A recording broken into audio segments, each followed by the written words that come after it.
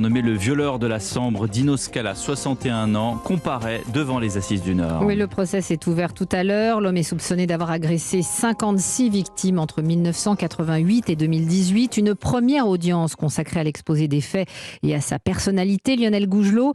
Et ça a été une journée difficile pour les victimes qui se sont retrouvées pour la première fois face à leur bourreau. Oui, pourtant, toutes n'ont pas eu la force de se présenter à l'audience, de faire face à l'accusé, trop marqué par les violences subies par cet homme. Assis dans son box, Dino Scala, crâne rasé, sourcils épais, écoute le regard dans le vague, l'énumération des viols, tentatives ou agressions sexuelles qu'on lui reproche sur une trentaine d'années. Une attitude qui a choqué Mélanie, l'une de ses victimes. Oui, c'est ça. Et je me suis demandé s'il avait conscience de ce qu'il avait fait parce que je l'ai trouvé très impassible, comme s'il assistait à un spectacle et qu'il attendait que ça se passe, quoi.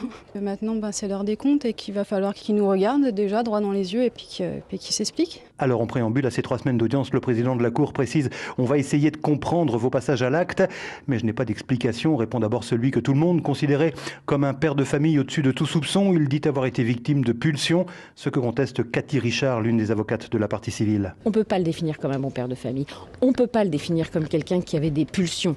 Il était prédateur, il se levait 1 heure plus tôt pour attaquer.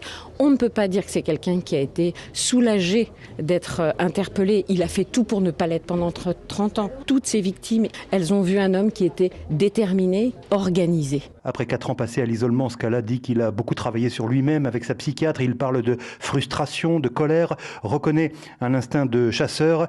Et pour l'instant, vous l'imaginez, pas de quoi calmer la colère des victimes. Lionel Gougelot aux Assises du Nord à Lille. Il risque 20 ans de prison, verdict attendu début juillet.